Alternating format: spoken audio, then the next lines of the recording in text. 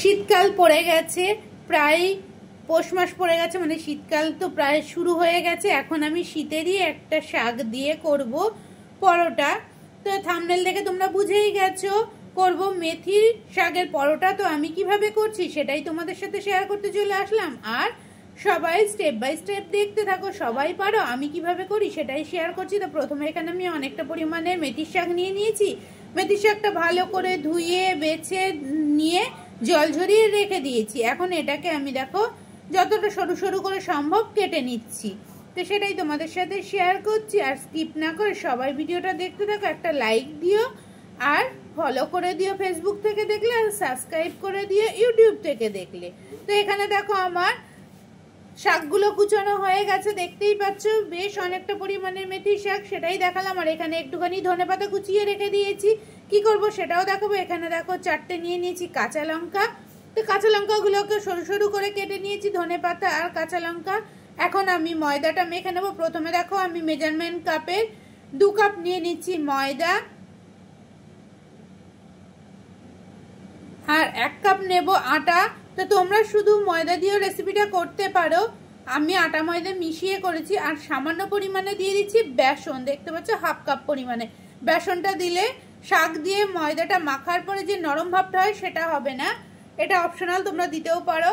এবার স্বাদ মতো লবণ দিয়ে দিলাম, শুকনো লঙ্কার গুঁড়ো দিয়ে দিচ্ছি, হলুদ দিয়ে দিচ্ছি, এখানে আমচুর পাউডার দিলাম, তোমরা এর পরিবর্তে টক দইয়েরও ব্যবহার করতে পারো, জিরের গুঁড়ো দিয়েছি,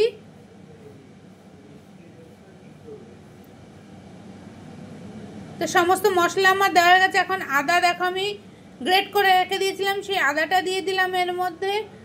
আর দিয়ে দিচ্ছি বেশ কিছুটা পরিমাণে জোয়ান, হাতে ঘষে নিয়ে ভালো করে, জোয়ানটা দিলে টেস্টটা আরো সুন্দর হয়।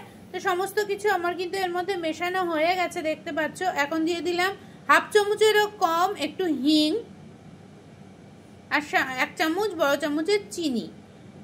তো এবার শুকনো উপকরণগুলো সমস্ত কিছু মেশাবো। দেখো ছোট মেজারমেন্ট কাপের 1/2 কাপ মতো দিয়ে দিলাম রিফাইন্ড অয়েল।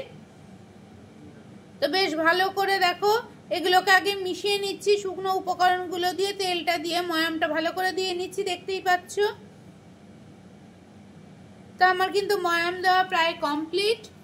এখন এর মধ্যে কেটে রাখা মেথির শাক দিয়ে দিলাম, বেশ অনেকটা পরিমাণে দেব।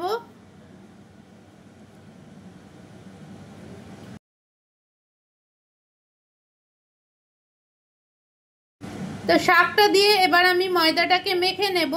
এখন আমি জলের ব্যবহার করব না, শাকটা দিয়ে যতটা সম্ভব মাখার চেষ্টা করব। তো দেখো হাত দিয়ে ভালো করে চটকে চটকে ময়দার সাথে শাকটাকে মেখে নিচ্ছি। আর এতে শাকটাও অনেকটা নরম হয়ে যাবে।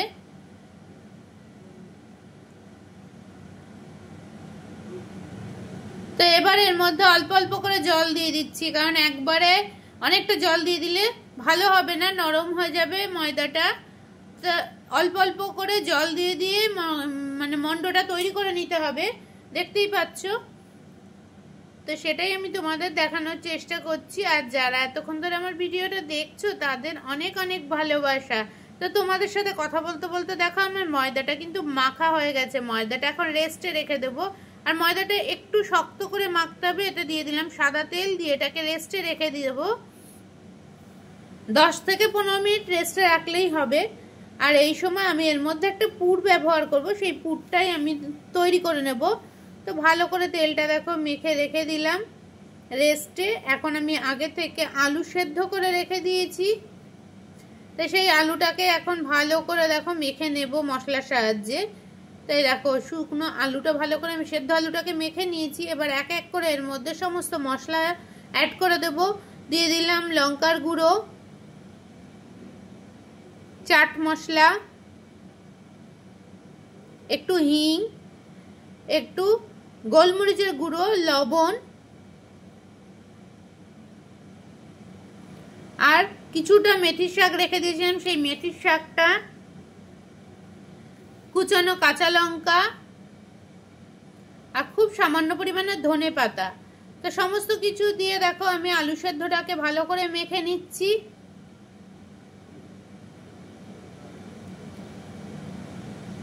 তো আমার কিন্তু আলু সেদ্ধটা পুরো মাখা হয়ে গেছে। এখন এর থেকে আমি অনেকগুলো লেচি কাটবো। তো আমার মোট 11টা মতো লেচি হয়েছিল এই পরিমাণের ময়দাটা থেকে। আর এর লেচিগুলো বেশ মোটা মোটা করে কাটতে হবে, কারণ খুব ছোট হলে খেতে ভালো হবে না, আর ভেতরে পুর দিতেও অসুবিধা হবে। তো এইভাবে এক এক করে আমি লেচিগুলো কেটে নিচ্ছি। কেটে নিয়ে আবার ফিরে আসবো তোমাদের কাছে। তো এখানে আমি দুটো লেচি তোমাদের কেটে দেখালাম। তাই দেখো আমার লেচি কেটে একদম গোল্লাগুলো লেচি রেডি হয়ে গেছে। এখন আমি একটু সাদা তেল হাতে নিয়ে নিলাম। এবার দেখো বাটির মতো করে নিচ্ছি। এটা তোমরা শুধু ভেজেও খেতে পারো এইভাবে, আবার এই পুরটা দিয়ে খেলেও আর কিন্তু কিছু সেরকম লাগে না সাথে। খেতেও দারুণ হয়। মেথির পরোটা খেতে সত্যি খুব টেস্টি হয়। একবার ট্রাই করে দেখবে তোমরা যারা পারো তাদের বলছি না, যারা পারো না নতুন রাঁধুনি তাদের জন্য আমার এই রেসিপিটা আজকে। তো ভালো করে দেখো মুখটা আমি মেরে দিচ্ছি আলুটার পুরটা ভরে দিয়ে। মুখটা ভালো করে না মেরে দিলে ফেটে যাবে।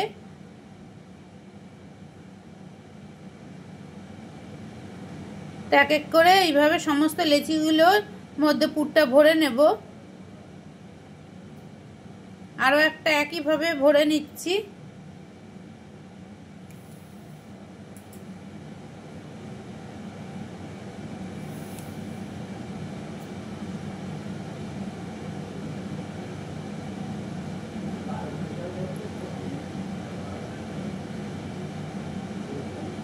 তো চলো আমার পুরগুলো কিন্তু ভরা হয়ে গেছে, বাকিগুলো আর তোমাদের দেখালাম না। পুর ভরা হয়ে গেছে। এখন আমি কিভাবে বেলবো সেটাই তোমাদের সাথে একটু শেয়ার করে নেব।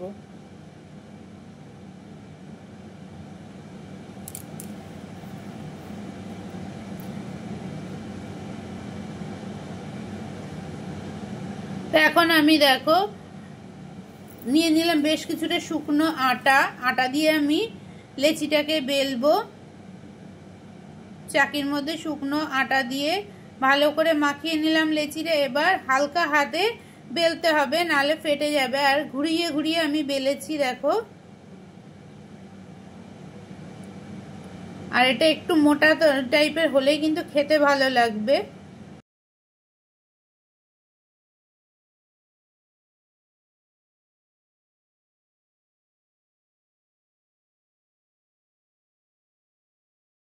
তো এটা তোমরা অনেক কিছু দিয়ে পরিবেশন করতে পারো, কিন্তু আমি কি দিয়ে পরিবেশন করছি সেটা তোমাদের সাথে অবশ্যই শেয়ার করব।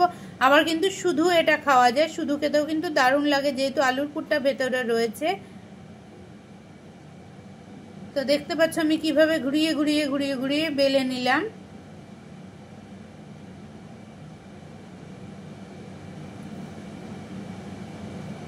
কারণ একদিক মোটা একদিক সরু হলে ভালো লাগবে না পরোটাটা। তো আমার কিন্তু পরোটাটা বেলা হয়ে গেছে। এবার এদিকে আমি বসিয়ে দিয়েছি একটা চাটু। তো তার মধ্যে গরম করে নিয়েছি। এখন আমি পরোটাটা দিয়ে দিচ্ছি।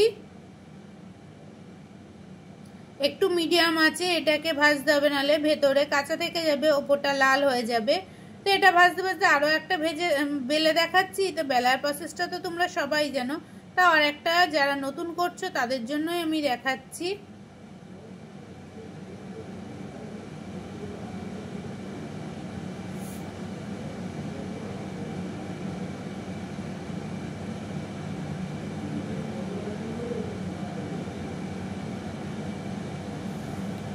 তো এদিকে আরেকটাও বেলা হয়ে গেছে। এখন দেখো আমি উল্টে দিচ্ছি। তো এপিট ওপিট করে ভালো করে সেঁকে নিতে হবে পরোটাটা। এখন আমি এটা ঘি দিয়ে করেছি, তোমরা বাটার বা সাদা তেল দিয়েও করতে পারো। তো আমি এটা ঘি দিয়ে করেছি, সেটাই তোমাদের সাথে একটু শেয়ার করে নিলাম। দেখো আমি ঘি নিয়ে নিয়েছি একটা বাটিতে।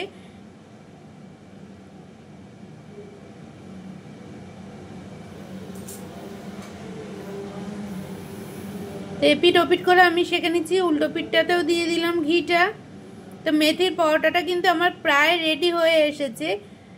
কেমন লাগলো রেসিপিটা তোমরা অবশ্যই জানাবে। শীতকালে নানান রকম পরোটা আমরা খেতে পছন্দ করি, তার মধ্যে মেথি শাকের পরোটাটা খেতেও কিন্তু দারুণ হয়। তো চলো, আমার কিন্তু পরোটাটা একদম রেডি হয়ে গেছে। এপিট ওপিট করে ভালো করে একটু সেঁকে নিলাম। বেশি লাল করলে ভালো লাগবে না, কারণ মেথি শাকের টেস্টটা পাওয়া যাবে না। এখন আমি নামিয়ে নিচ্ছি, এখন সার্ভ করে দেব। এই রেসিপিটা কেমন লাগলো অবশ্যই কমেন্ট করে জানাবে। ভালো লাগলে পাশে থেকে যেও, যারা নতুন আসছো আমার চ্যানেলে, যদি ভালো লেগে থাকে তাহলে কিন্তু আমার চ্যানেলটা সাবস্ক্রাইব করো, আর ফেসবুক থেকে দেখলে আবারও বলছি ফলো করে দিও। তো আরও একটা ভেজে তোমাদের দেখিয়ে দিলাম।